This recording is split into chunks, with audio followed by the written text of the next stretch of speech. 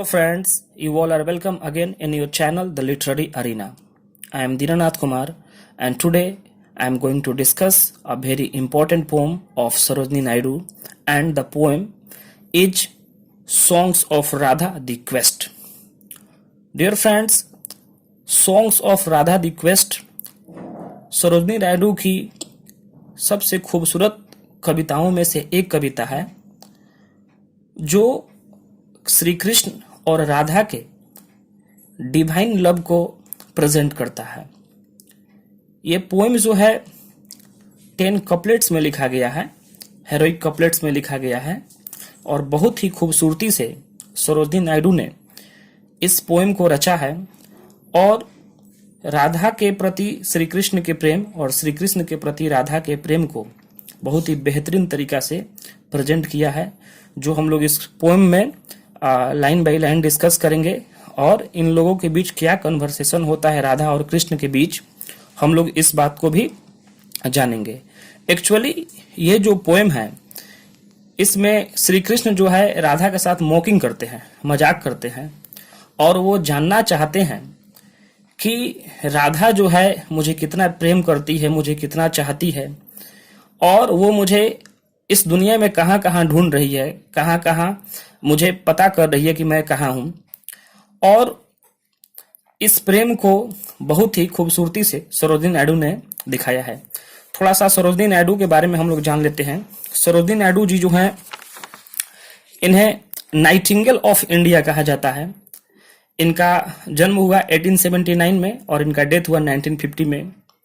She was a poet, nationalist, fighter for women's right and nation builder. Her 3 volumes of poems, इनके 3 poetry collections हैं। एक का नाम है द गोल्डन थ्रेशोल्ड जो 1905 में आया, दूसरा का नाम है द बर्ड ऑफ टाइम जो 1912 में आया और थर्ड का नाम है द ब्रोकन विंग जो 1912 में भी आया। ये भी आया। ये जो है सिर्फ एक पोएटेस ही नहीं बल्कि ये एक ब्रिलियंट एडमिनिस्ट्रेटर भी रह चुकी हैं। ये हमारी देश की सबसे पहली महिला राज्यपाल थी। उत्तर प्रदेश की राज्यपाल इन्हें नियुक्त किया गया जब हमारा देश 1947 में आजाद हुआ तो। और ये एक ब्रिलियंट माइंडेड वुमन थी जो हिस्ट्री ऑफ इंडिया में इनका नाम जो है इमोर्टल है। हमारे देश के स्वतंत्रता संग्राम में इन्होंने भाग लिया और देश को स्वाधीन कराने में इनका बहुत बड़ा योगदान रहा। अब हम लोग थोड़ा सा ये जानेंगे कि इस पोएम का की पॉइंट क्या है। तो फ्रेंड्स आप यहाँ देख सकते हैं, songs of Radha the quest by Sarojini Naidu. It is a divine love song. ये जो है एक डिवाइन लव सॉन्ग है जो श्री कृष्ण और राधा के दैवीय प्रेम को दिखाता है। It tells the divine love of Radha and Krishna. Radha और कृष्णा के डिवाइन लव को एक कविता बताता है। This poem consist of 10 heroic couplets. इसमें 10 जो है हेरोइक कपलेट्स है। Heroic couplets means stanza of 2 lines having rhyme together as AABB। इसमें राइम भी है। This poem has been taken from the book the feather of dawn. और the feather of dawn जो सरोजनी नायडू का एक अन्य बुक है, उसी पोएट्री कलेक्शन से इस पोएम को लिया गया है। अब हम लोग इस पोएम को फ्रेंड्स लाइन बाय लाइन देखेंगे और इस पोएम का टाइटल है द क्वेस्ट। एक और पोएम है songs of Radha the milk made, तो उस पोएम को हम लोग बाद में देखेंगे। अभी हम लोग देखते हैं द क्वेस्ट। क्वेस्ट का अर्थ ही होता है सर्च करना, खोजना, सर्च फॉर समथिंग। किसी चीज की खोज करने को हम लोग क्वेस्ट कहते हैं।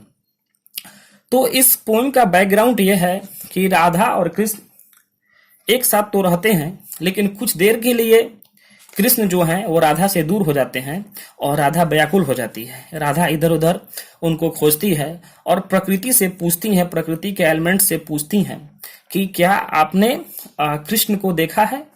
तो वो जवाब नहीं देते हैं।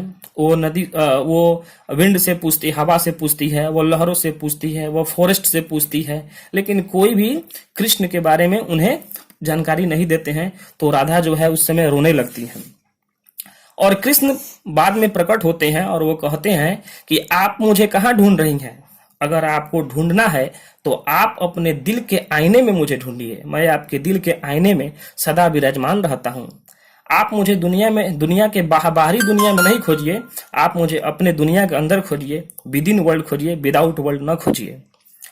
डियर फ्रेंड्स, इसी पोएम से रिलेटेड एक मैं छोटा सा प्रसंग मैं बताता हूं। जब रामचरितमानस का आप अध्ययन करेंगे तो सेम घटना हुई थी राम और सीता के साथ।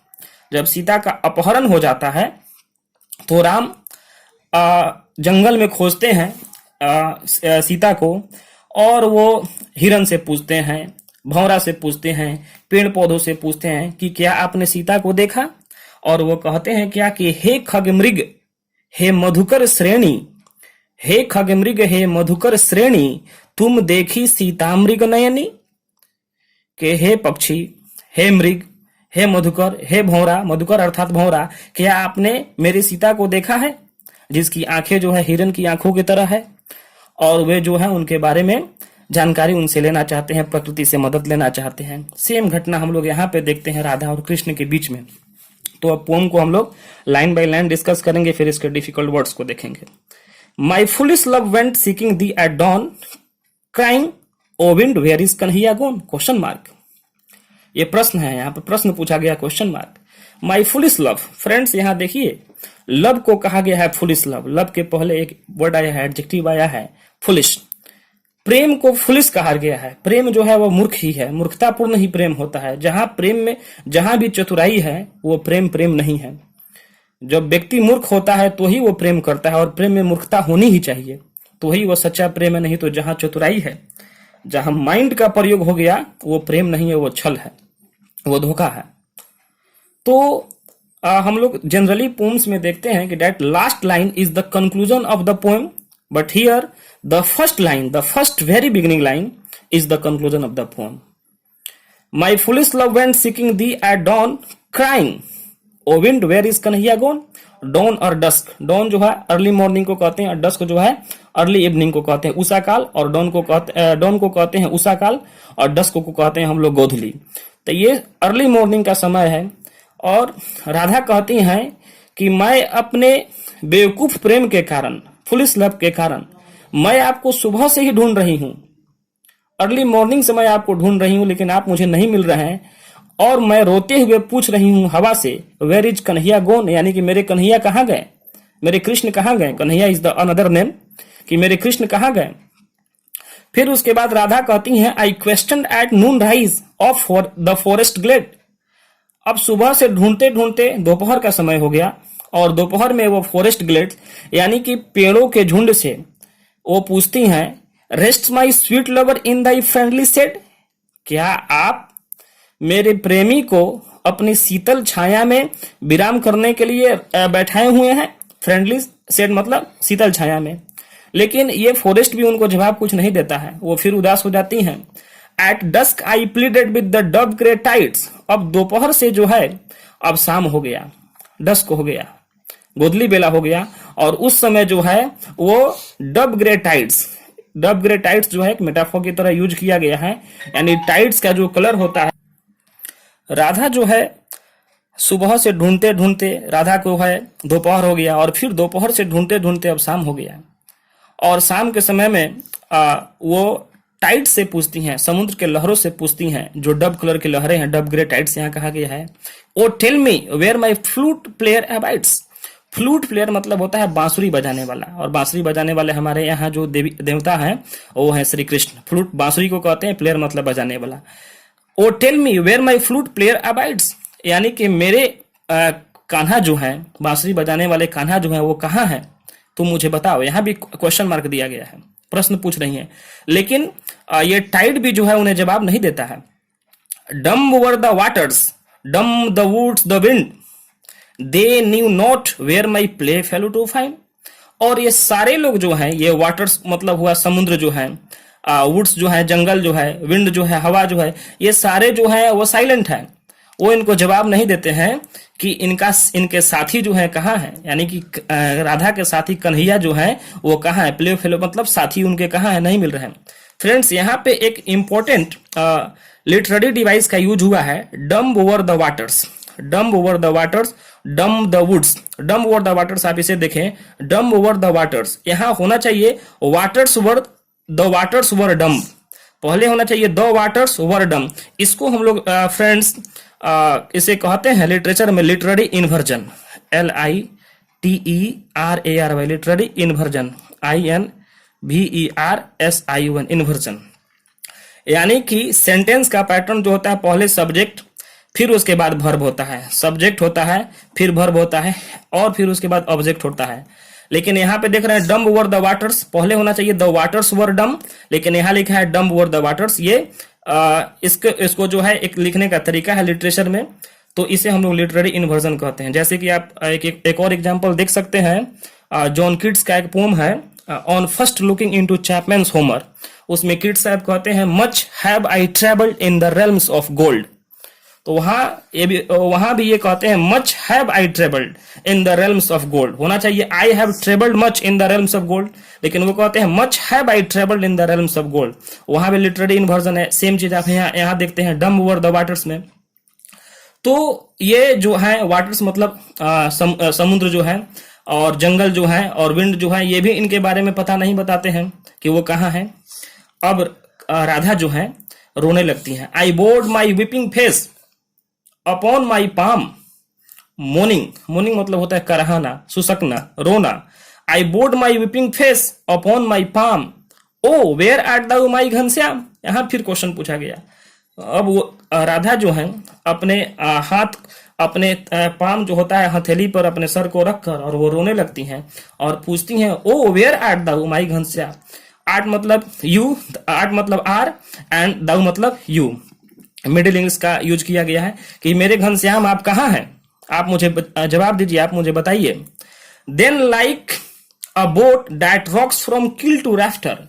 यहाँ पर किल टू राफ्टर का मतलब हुआ कि नाव में हम लोग देखते हैं फ्रेंड, नाव का जो निचला हिस्सा होता है उसे किल कहते हैं, और नाव का जो ऊपर वाला हिस्सा होता है जहाँ पे आदमी बैठते हैं और जहाँ पे झंडा वगैरह लगाया जाता है, मस्तूल इसे कहते हैं। यानी कि नाव का नीचे से लेकर ऊपर तक जैसे पार्ट होता है, उसी तरह ये कहते हैं कि my heart was सेकन by Dai hidden laughter.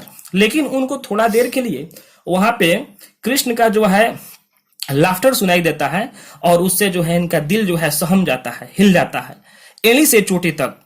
From keel to Raptor कहने का मतलब हुआ एली से चोटी तक। जैसे कि बोट का पार्ट होता है निचला पार्ट से ऊपर, ऊपरी पार्ट तक हिल जाता है पानी में, उसी तरह इनका जो शरीर जो है उसी तरह जो है ये हिल जाता है। Beautiful example of Simli, like यहाँ लगा हुआ है। तो उसी तरह जो है इनका दिल सहम जाता है, लेकिन इनको अब यकीन हो जाता है कि कहीं मेरे आसपास ही है मेरे कन्हैया, मेरे Krishna. Then didst thou mock me with thy tender malice. लेकिन आप जो है मेरे साथ ये शरारत कर रहे हैं, मैलिस मतलब होता है शरारत करना, आप मेरे साथ ऐसा शरारत कर रहे हैं, मेरे साथ मॉकिंग कर रहे हैं, like nectar bubbling from my own heart chalice. जैसा कि लग रहा है कि मेरे दिल के प्याले से, चैलिस मतलब कप, कि मेरे दिल के प्याले से वो नेक्टर जो है, नेक्टर मतलब होता है अमृत होता है, शहद होता है, कि अमृत की जो बूंदे हैं वो बाहर गिर रही हैं। Bubbling from my own heart chalice. Thou saidst O faithless one. Thou यहाँ यूज किया गया है कृष्ण के लिए। अब कृष्ण कहते हैं राधा से ओ फेथलेस वन, आप फेथलेस हैं राधा, आप जो है विश्वास के योग्य नहीं है, अविश्वसनीय है। सेल्फ स्लेन विथ डाउट, और आपने खुद को मार लिया है। किस चीज से? तो डाउट से मार लिया है, सेल्फ स्लेन आपने कर लिया, आपने अपनी हत्या कर ली है, क्योंकि आपके हृदय में जो है शंका का वास हो गया है। वाई सिकेस्ट दाउ माई लवलीनेस विदाउट। आप मेरी सुंदरता को, आप मुझे इस दुनिया में बाहर क्यों ढूंढ रही है? विदाउट मतलब होता है वर्ल्ड विदाउट, यानी दुनिया जो होता है दो तरह का है, एक दुनिया जो होती है वो बाहर की दुनिया, और एक जो होती है हमारे भीतर की दुनिया। तो आप मुझे जो है बाहर दुनिया, बाहरी दुनिया में देख रही हैं, भीतर की दुनिया में नहीं देख रही हैं। एंड आस्क्ड विंड और वेव और फ्लावरिंग ड्वेल। और आप जो है मेरा पता लहरों से पूछ रही हैं, हवाओं से पूछ रही हैं, फूलों से पूछ रही हैं, पेड़ पौधों से पूछ रही हैं, जो नहीं बता रहे। The secret that within thy self doth dwell. और इसका रहस्य आपके दिल में छिपा हुआ है। आपको जानना चाहिए, आपको जानकारी होनी चाहिए, आपके दिल में यह बात होनी चाहिए कि मैं कहाँ रहता हूं और मैं कहाँ हूं, लेकिन फिर भी आप दूसरों से पूछ रही हैं। इसलिए जो है मैं आपके ऊपर मौक कर रहा हूं, आपसे आपके ऊपर हंस रहा हूं। और लास्ट में श्री कृष्ण कहते हैं I am of thee as thou of me a part, look for me in the mirror of thy heart. I am of thee, thee मतलब यू, मैं आपके शरीर का एक भाग हूं और आप मेरे शरीर की एक भाग है। Look for me in the mirror of thy heart, और अगर आपको ढूंढना है तो आप अपने दिल में ढूंढिए मुझे, मैं आपके दिल के आईने में सदा विराजमान रहता हूं। फ्रेंड्स, ये लाइन जो है श्रीमद् भगवत गीता से इंस्पायर्ड है, क्योंकि वहां भी श्री कृष्ण ने कहा है कि सारा दुनिया जो है मुझ में समाहित है और मैं सारी दुनिया में हूं। तो वही बात ये कहते हैं कृष्ण कहते हैं राधा से कि आप मुझे कहाँ ढूंढ रही हैं, अगर मुझे ढूंढना है तो आप अपने दिल के आईने में ढूंढिए, मैं सदा आपके दिल में विराजमान रहता हूँ। फ्रेंड्स, यही है इटर्नल प्रेम, कि जब एक प्रेमी अपने प्रेमिका के दिल में और प्रेमिका अपने प्रेमी के दिल में वास करते हैं तो वही जो है वही इटर्नल प्रेम कहलाता है। जॉन डन भी अपने पोम में कहते हैं कि they who one another keep alive never parted be, जो एक दूसरे से सच्चा प्रेम करते हैं वो कभी एक दूसरे से जुदा नहीं होते हैं, वो हमेशा एक दूसरे के आगोश में रहते हैं। यही जो है इटर्नल लव है, यही जो है डिवाइन लव है। फ्रेंड्स, अब थोड़ा सा डिफिकल्ट वर्ड्स जो है आप देख सकते हैं, आपके लिए हेल्पफुल होगा। क्वेस्ट मतलब searching for something, thee means you, Kanhaiya means Krishna, noon right means noon time, दोपहर का समय, ग्लेड मतलब an open place in the forest, dusk मतलब late in the evening, pleaded मतलब बैग्ड, डब ग्रे टाइड्स मतलब tide having the grey colour like that of doves, जैसे dove पक्षी का जो कलर होता है वैसे ही टाइड का जो है कलर होता है। एबाइट्स मतलब ड्वेल्स, रहना निवास करना, डम मतलब साइलेंट। तो ये कुछ इंपॉर्टेंट वर्ड्स हो गए, डिफिकल्ट वर्ड्स। कुछ ये भी वर्ड्स आप देख सकते हैं, मून मतलब लेमेंट, कराहना रोना, आर्ट मतलब आर, दाऊ मतलब यू, घनश्याम मतलब कृष्णा, किल मतलब the base of a boat, rafter मतलब sloped beams extended from the ridge, जो नाव से तिरछा जो है स्लोप ढाल जो बनता है लकड़ी का वो हो गया राफ्टर, मॉक मतलब रिडिकुल हंसना या मजाक करना, दाई मतलब योर, टेंडर मलिस मतलब लविंग और sensitive tricks of Krishna, Krishna जो है वो मजाक करते हैं, उनके साथ शरारत करते हैं, उसके लिए टेंडर मलिस का यूज किया गया है। नेक्टर, हम इसको हनी कह सकते हैं, अमृत कह सकते हैं, इमोर्टल ड्रिंक जो होता है ये। चालीस मतलब कप, सेल्फ स्लेन मतलब डिस्ट्रॉयड बाय वन सेल्फ, जो खुद को मार लेता है, डथ मतलब डस और दी मतलब यू। थैंक यू फ्रेंड्स, मुझे उम्मीद है कि आपको ये पोएम समझ में आई। आशा करता हूं कि आप पुनः मेरे चैनल को देखेंगे। अन्य वीडियो के लिए आप जो है कमेंट बॉक्स में कमेंट करें। थैंक यू वेरी मच, आपने मुझे कीमती समय दिया उसके लिए धन्यवाद। चैनल को सब्सक्राइब करें और वीडियो को अधिक से अधिक शेयर और लाइक करें। Thank you friends, thank you very much.